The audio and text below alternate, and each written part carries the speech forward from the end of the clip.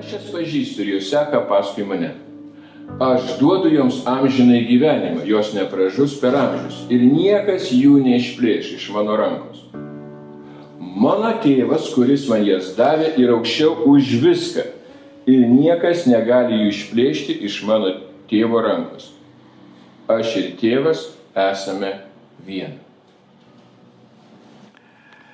Sekanti eilutė po šitos.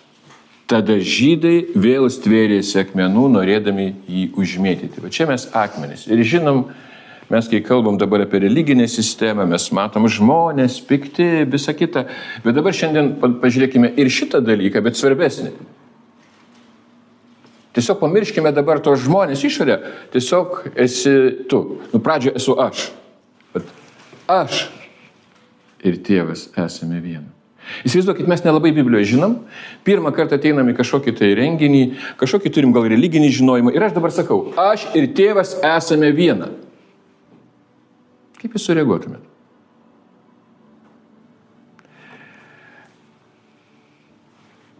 Kaip sureaguotumėt? Čia namų darbas jums.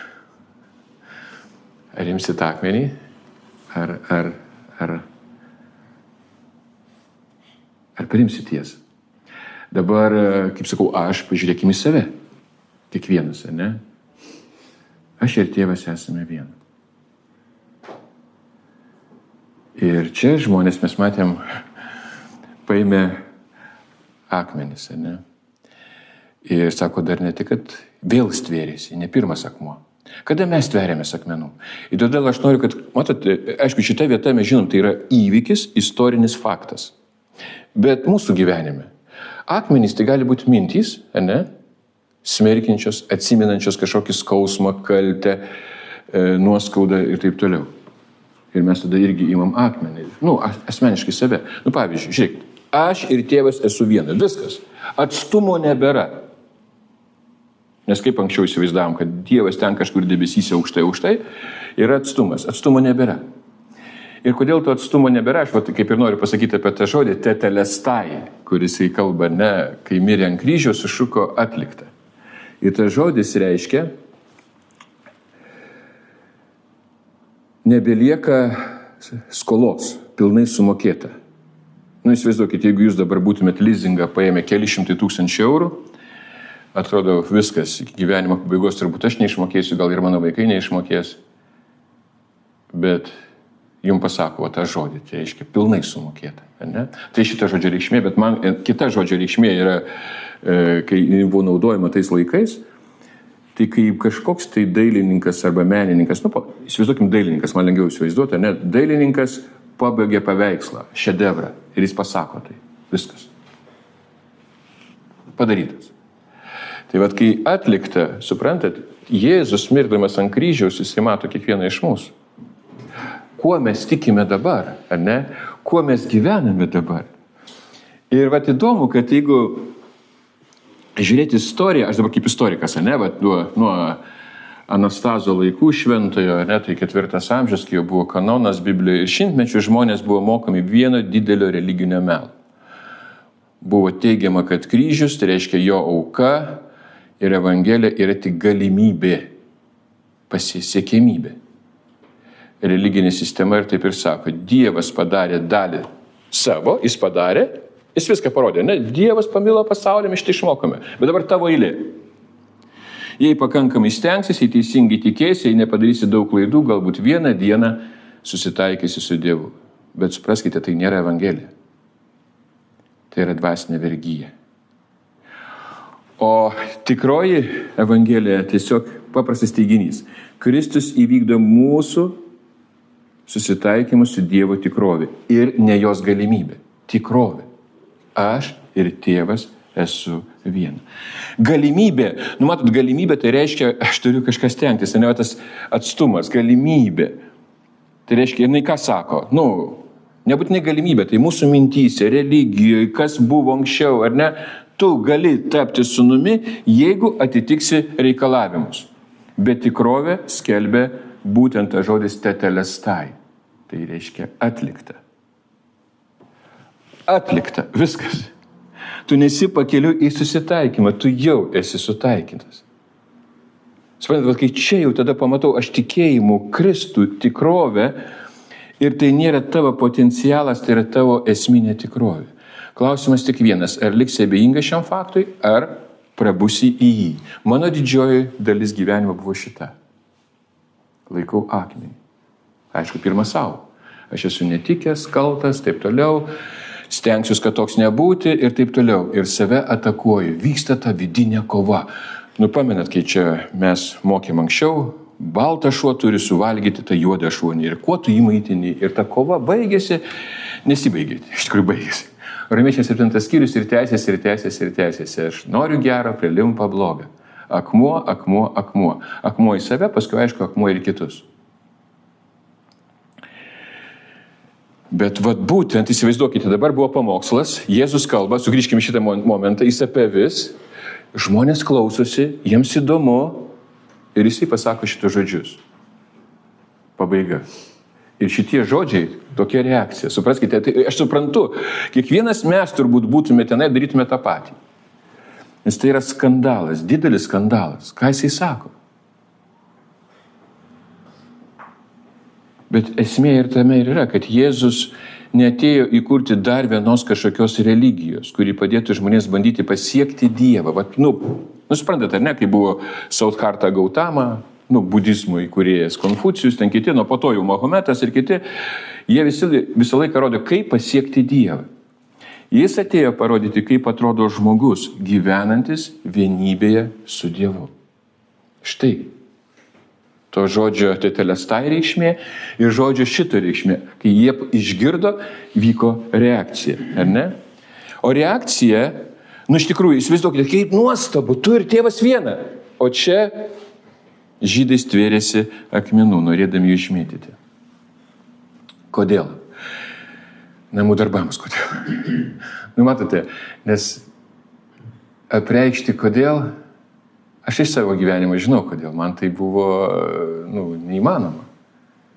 Dievas yra toks šventas, nuostabus, tobulas, o aš kaltas, netikęs, nieko gero iš manęs nebus ir taip toliau. Ir formuoja tai.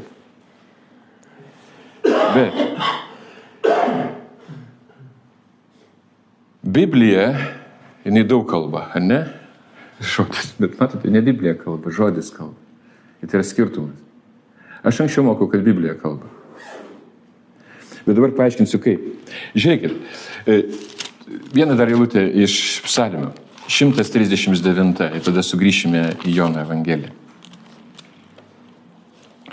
Labai nuostabi psalmė, daug yra pamokslų iš jos, ne, yra ir apie pažinimą. Čia kalba apie pažinimą. Ir šiandien mes kalbame apie pažinimą. Ar aš pažįstu viešpatį? Aš pažįstu. Ir čia sako, toks pažinimas yra nuostabus. O toliau, 7 eilutė, 139 psalmė sako, kur nuo tavo dvasios aš pasislėpsiu, kur nuo tavo veido pabėgsiu, jei užkopčiau į dangų, tu ten, jei nusileisčiau į pragarą, tu ten, jei aušros sparnus pasiėmęs nusileisčiau, kur baigsis jūros, ir ten tavo ranka vestų mane ir laikytų tavo dešinė. Įsivaizduokit, kaip nuostabu. Mes galvom, čia kur, čia apie pragarą, čia dangų, žemė. Paprašiau, kai tau sunku, tai reiškia, aš nukentėjau, bet dar baisiau, kai tu prisidirbai, kur Dievas? Būtent, kur Dievas čia ir pasakoma, jis čia. Jis čia, jisai žino tai, jisai tave sukūrė taip, bet pasižiūrėkite toliau.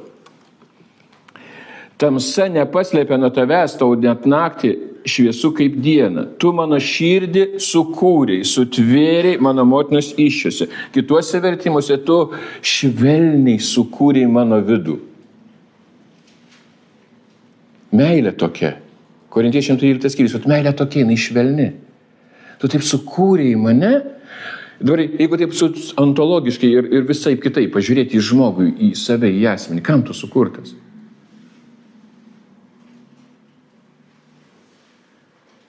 Kad įrodyti, skelbti Evangeliją. Ne, sukurtas, kad mylėtų. Kad Dievas tave sukūrė, kad mylėtų. Įsivaizduoji? Tu sukurtas mylėti. Ir va čia, kai sako, širdį sukūrė, ne širdis, rankos ten, kad dirbti, ten visą kitą, ne? Net apendicitas mes vakar žiūrėjome, ne, kam sukurtas, tam mokime. Bet Bet dabar tu sukurtas, nes apendicitas kam sukurtas? Mes ten kalbėjom, kad bakterijas kažkokias tai sulaikyti, ar ne net. Ir kiekvienas kūno organas tam kažkam sukurtas. Bet tu sukurtas mylėt, sukurtas, tu esi tam. Ir tai viskas tai keičiasi. Supraskite, va šita tada pozicija mano protas, mano mąstymas, jau jisai būtent prisilietimas tos Dievo meilės, jis jau tampa ne dogma. Jis negali būti dogma ir išmokimu. Jis kalba pergyvenimu. Bet dabar sugrįžkime dar Jono 10 skyrių. Va ta mintimi, vėlgi sakau, ne tik fizinė, kas faktas istorinis, bet kas vyksta tavyje, ar ne?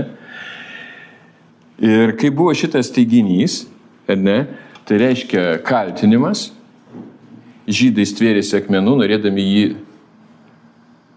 užmėtyti, kitaip sakant, nužudyti. Raidė ką daro? Žudo. Raidė žudo. Baisu. Ne, gerai. Dešmenis kalavijas, kai jisai perveria tavo širdį, tai yra gerai. Bet supraskite, Jėzus atsakė, už ką? Už gerą darbą? Ne už gerą darbą. Atsakymas toliau. Gerai, daug gerų darbų esu jums padaręs savo tėvo valia, už kurį darbą užmėtysite mane. Jis sako, motyvas, visa tai, kas buvo, jis atėjo ką padaryti? Apkabinti, išgydyti, pastatyti. Ir tai mumyse yra visada. Dvasia mums tai sako, kai mes sukurti. Mes matome kūrinyje, mes matome viskas taip, bet aš turiu daug rūpesčių, bet aš turiu daug traumų. Ir ką aš darau? Aš mėtau savo akmenimis savo širdį. Aš nustojau klausyti širdies, aš pradedu galvoti savo protų, pažinimu, raide. Ir kas tada vyksta? Bet būtent vyksta tai, kas ir čia buvo. Bet žiūrėkite, kaip jie atsako nuoširdžiai. Ne už gerą darbą, 303 eilutė, ne? Tave užmėtysime akmenimis. Jau jie nusprendė. Užmėtysime. Kitaip nebus. Negalimai užmėtysim, bet užmėtysim. Faktas. Bet už piktdžiadžiavimą, kad tu būdamas žmogus dediesi Dievas. Ką tai reiškia? Dar kartą, jis pasakė, aš ir tėvas esame viena. Kas vyksta mąstyme, prote, tai reiškia tu Dievas. Lygiai tas šiandien. Kai mes matom tyrą evangeliją, mes matom paskirtį, mes matom savo tapatybę.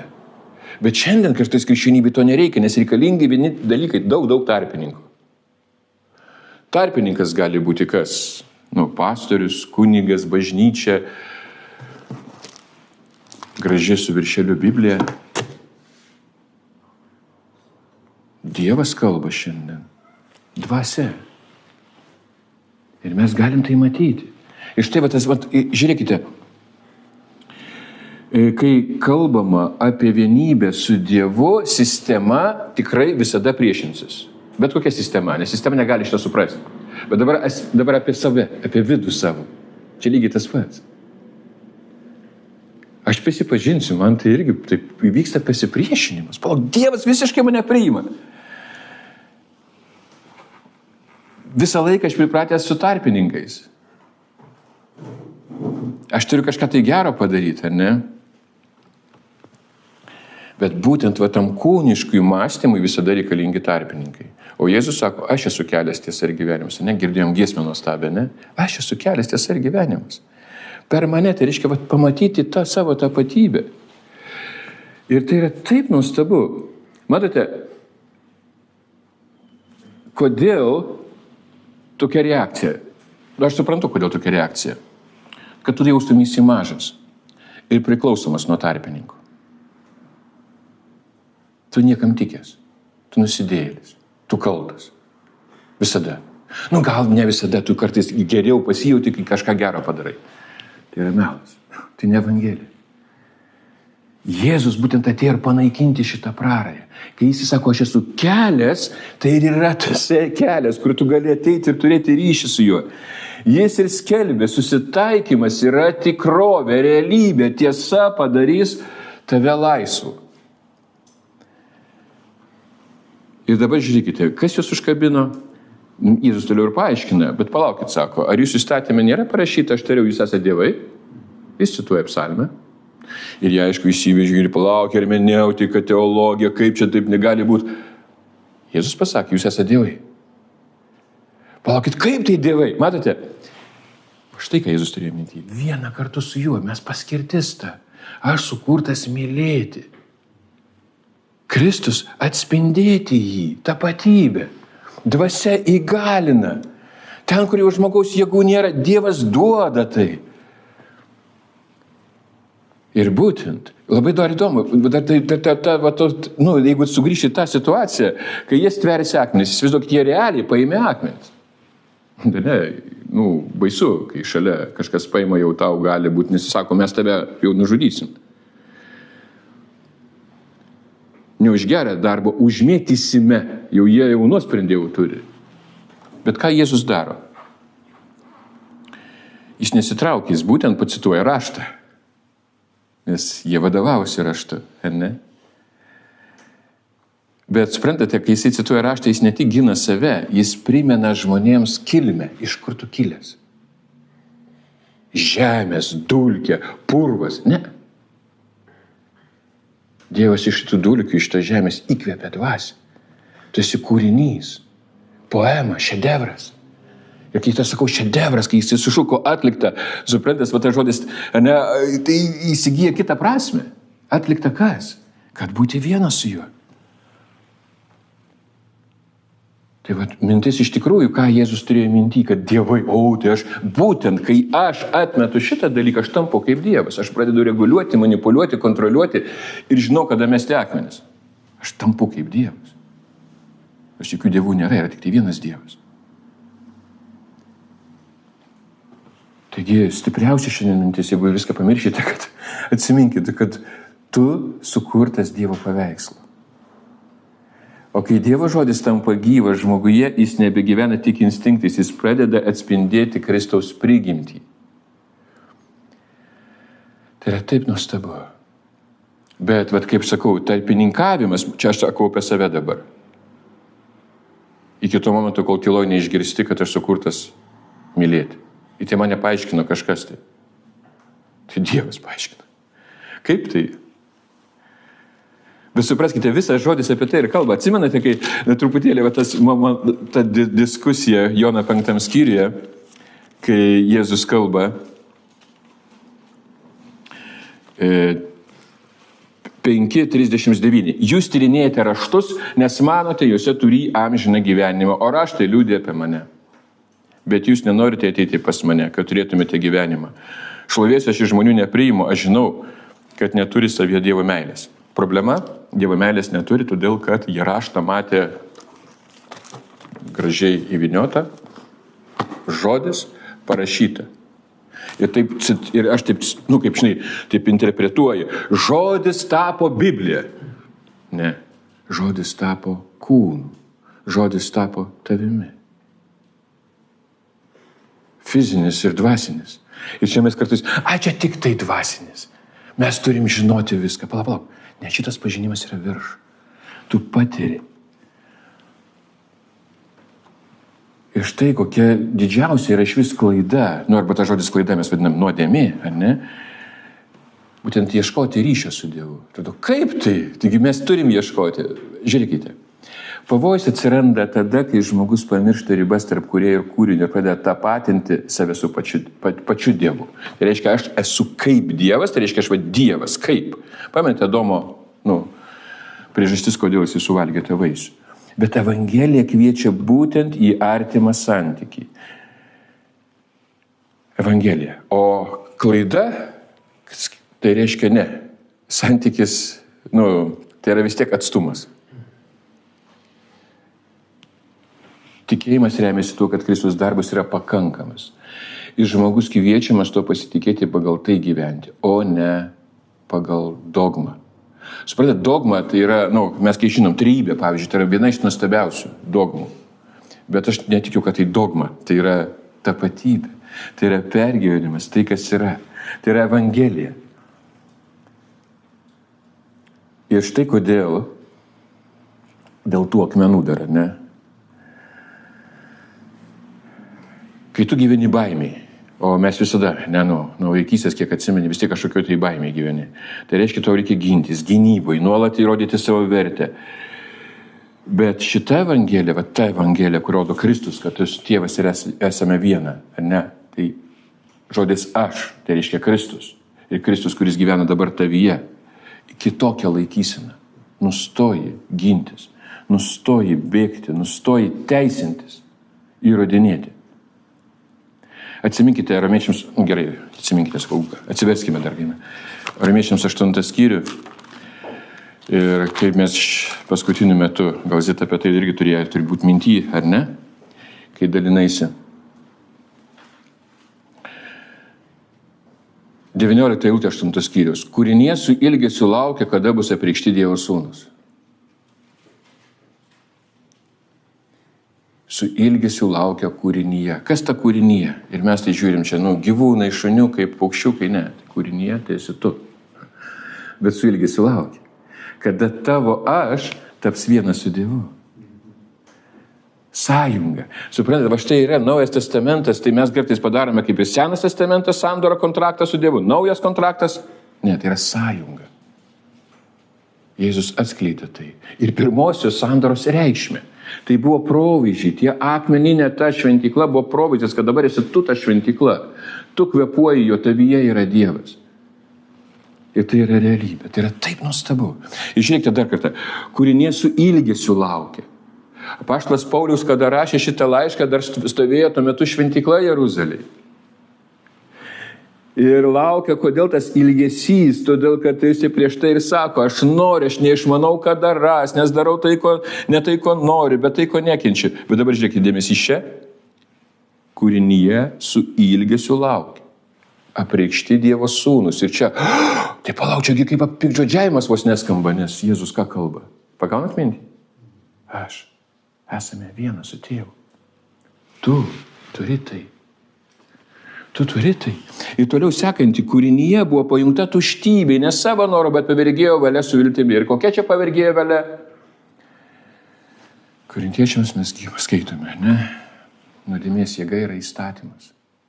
Nuodėmės jėga įstatymas. Kol tu gyveni įstatymu, tu būtent čia esi toj tuštybėj, ne savo noro pavergėjo valia su viltimi, kad ir pati kūrinyje bus išlaisvinta iš suirimo vergijos ir įgis šlovingą Dievo vaikų laisvę.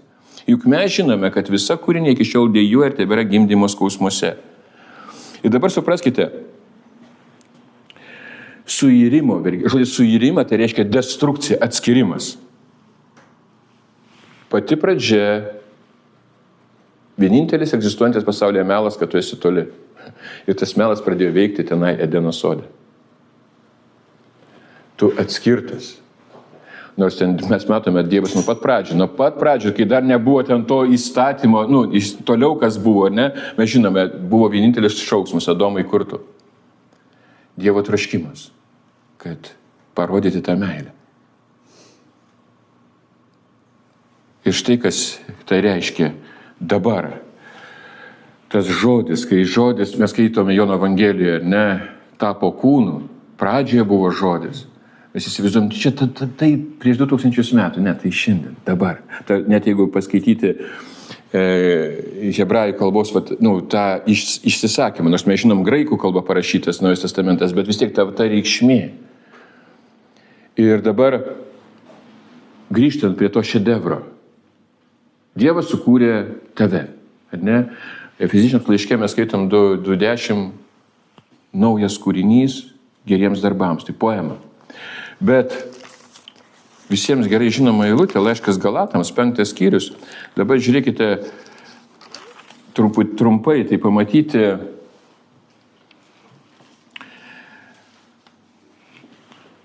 instrumentas. Ne, čia instrumentas. Šventė, ne instrumentas. Jo, tikslas instrumentas skleisti garsus. Tavo tikslas skleisti, išreikšti dvasios vaisius. Ir štai, kodėl aš noriu paskaityti šitas eilutes. Mes jau daug kartų skaitėme apie dvasios vaisius, bet dabar suprasime, ką aš skleidžiu. Ar ne? Ir mano paskirtis. Dvasios vaisius, 22 eilutė, 5:22 Galatams, yra meilė, džiaugsmas, ramybė, kantrybė, malonumas, gerumas, ištikimybė, romumas, susivaldymas. Tokiems dalykams nėra įstatymų.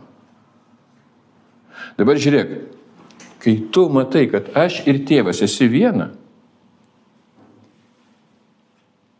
akmenis nemetė, nes akmenis ten buvo toliau. Pavyduliavimai, žmogžudystės, va ten tie kūno darbai. Būtinai bus akmenys, nes tu neturi ryšio. Bet kai jau yra ryšys su Dievu, tas instrumentas pradeda leisti muziką. Aš nesu muzikos žmogus, toksai, nelabai ten nusimanau, bet aš žinau, kad tos natos jau išleidžiamos. Pamenat, kaip mes vakarą, apie Mozartą pasakojo, kad Mozartas savo kūrinius matė visą laiką visumoje, jis neišskirdavo to, jisai visumoje, toksai mąstymas. Tai vat ką aš noriu pasakyti, kad mūsų mąstymas, Kristaus protas mato va taip mūsų.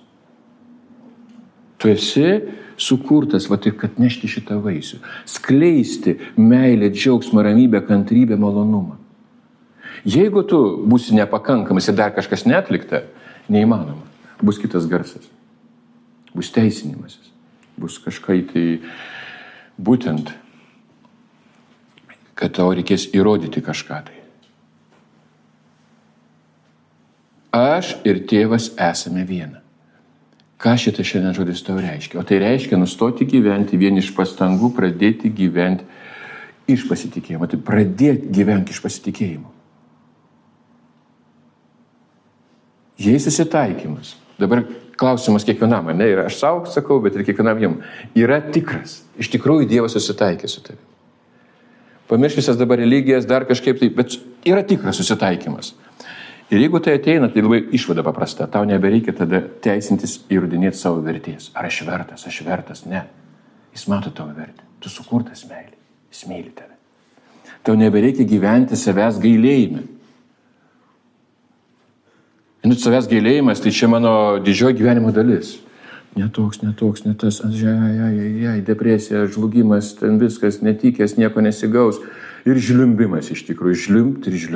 Aš nesakau dabar, visokie laikotarpiai būna, bet suprantat, čia jau, aš nekalbu apie tas ašaras, kuris Jėzus nušluostų. Čia yra tas mano Dievas. Ne, viskas. Jeigu susitaikymas yra tikras, nebereikia gyventi savęs gailėjime ir žliumbti jau nebereikia. Nebereikia tada ir smerkti kitų, nesupranti, kad visi yra kviečiami į tą pačią malonę. Visi 8 milijardai žmonių. Jie kviečiami į tą pačią malonę. Kaip tai nuostabu. Įsivaizduokit, jeigu tas kūrinys tu esi, ar ne? Tas kūrinys, kaip čia ir romiečiams laiške, ir galatams, ir efeziečiams, sukurtas jo šloviai, pasodintas dešinėje Dievo.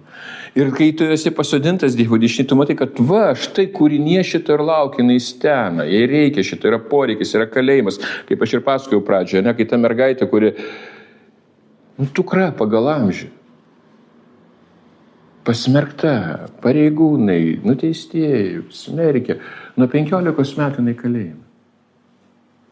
Nėra vietos, kur jau pjausytis jai. Ir kokie jinai, čia mes visi tokie, tai padarėme. Dėl savo atskirties.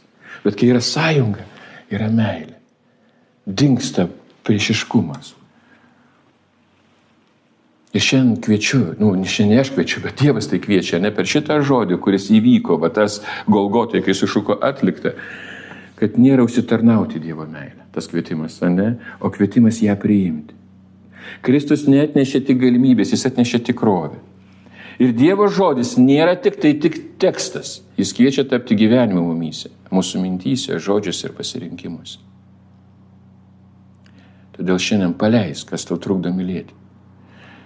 Atsisakyk baimės, gyvenk šitam pasitikėjime. Mesk tuos akmenis į apačią, ne į Jėzų, į tavo savo vidų, ar į kitą žmogų. Taigi šitas tas žodis, sunkus žodis. Aš nesakau, kad išmokt, bet man jis skamba ir gražiai. Tetelestai atlikta. Bet dar yra kitas žodis, aš jums dar trumpai noriu pakalbėti apie kitą sunkų žodį. Žiūrėk, dabar apreiškimo 21 skyrius, ten paskutiniai 2 skyriai, tai kas jau baigėsi, ties jau baigėsi, nugalėtas tas egoizmas, tas žvėris tavo, jo nebelieka, kryžius, auka, Avinėlis nugalėjo, ar ne? Ir dabar 21 skyrius, 1 eilutė. Aš pamačiau naują dangų ir naują žemę, nes pirmasis dangus ir pirmoji žemė pranyko ir jūros daugiau nebebuvo. Kas ta žemė? Tai tavo esybė, tai kas esi tu.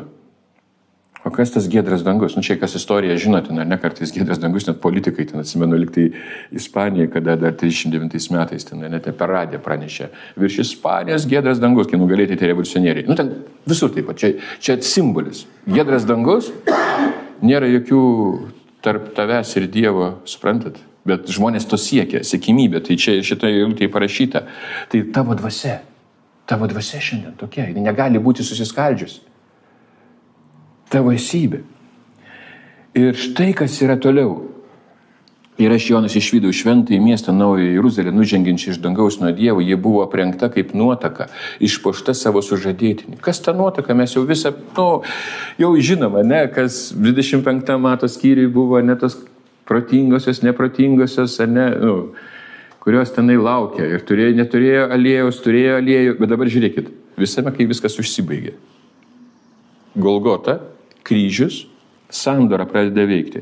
Išgirdau galingą balsą skambant iš dangaus. Štai Dievo buveinė tarp žmonių. Jis apsigyvens su jais ir jie bus jo tauta ir pats Dievas, jų Dievas bus su jais. Jis nušluostys kiekvieną ašarą nuo jų akių ir nebebus daugiau mirties, nei liūdesio, nei dejonės, nei skausmo, daugiau nebebus, nes kas buvo pirmiau praėjo. Mesgi šiandien dar verkiam. Yra dejonių, skausmų, bet suprask, jie išoriai, ne tavyje. Ir ta išorė taip mums kartais ir norisi paverti, dėl to, kad mes matom tai. Tu esi tikras. Tu verki su verkiančiais, džiaugiesi su džiaugiančiais. Tu turi tai. tą gyvenimą šiandien. Tai yra tikra. Ir sėdintysis soste tarė, štai visą darau naują.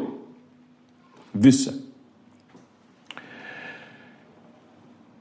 Ir toliau rašyk, nes šitie žodžiai patikimi ir tikri. O šitie žodžiai buvo užrašyti. Tau dabar rašyti reikia ką? Dievas rašo istoriją. Ne? Tu esi tas laiškas. Ir čia prieikim prie kito žodžio dar. Čia sakau, gal kitam kartui, bet man tas yra... Jis man pasakė, įvyko. Jis panašus į atliktą, bet skamba visai kitaip. Gegonen. Ir jisai tariamas kaip šauksmas. Bet būtent tada, mato 25 skyrius 6 eilutė, kaip jaunikis jau atėjo. Tai buvo šauksmas. Jau atėjo. Dabar yra puota. Jisai šauksmas. Bet tas pats šauksmas, gegonen, tas žodis įvyko. Aš esu alfa ir omega, pradžia ir pabaiga. Trokštančiam aš duosiu dovanai gerti iš gyvenimo vandens šaltinį. Kai mes buvom, aš buvau savo, mes žodį paliksiu, tas religinis alkis. Kokia prasme religinis alkis? Žiūrėkit, toj sistemoje, toj matricoje, ne bet kaip pavadinsi, visą laiką tu nori būti laimingas. O ko nori laimingas? Pinigai, meilės, pripažinimas. Tu nori. Bet dabar, kai tu pamatai, kas yra Jėzus, ką jis atliko, tu viskas, jis atlikta. Jis tai užpildo, tu esi pilnas, tame. Trokštančiam, sako, aš duosiu gerti iš gyvenimo vandens, kitas troškulys ir visas kažkas numalšinimas. Ir štai čia yra toliau, nugalėtojas paveldės viską ir aš būsiu jo Dievas, jis bus mano sūnus. Bus mano sūnus dabartis. Todėl, kad pagal tą kalbą, kai Jėzus kalbėjo, ir Jono Evangelijos 1 eilutės 1 skyriaus, ten kalba apie žodis tapo, tai dabar. Ne kažkada, tai nebus dabar. Šiandien. Tai yra taip nuostabu. Todėl dar kartą kviečiu neužsitarnauti Dievo meilę, bet ją priimti. Kad nereikėtų imtis akmenų. Akmenų savo, akmenų kitiems. Nereikia. Nes paskutiniai ten žodžiai kokie buvo. Jono 10, net paskutiniai, bet šitoj temui, ne? Kai žydai, jis pasakė, ar aš tariau, jūs esate dievai, jeigu jis vadina dievais tuos, kuriems skirtas Dievo žodis, o raštas negali būti panaikintas. Taip kaip galite sakyti, tam, kurį tėvas pašventino ir pasiuntė į pasaulį, tu piktžodžiauji. Kai jis pasakė, aš esu Dievo sūnus. Aš nedarau Jei aš nedarau savo tėvų darbų, netikėkite manim. Jeigu darau ir manim netikite, tikėkite darbais, kad pažintumėte ir patikėtumėte, jog tėvas manyje ir aš jame. Dabar žiūrėkite. Tėvas manyje, aš jame. Kur tu esi? Kame tu esi? Ir kas tavyje? Ir šiandien, kaip ir sakau, Kristus neatnešė tik galimybę, jis atnešė tikrovę. Jis yra realus.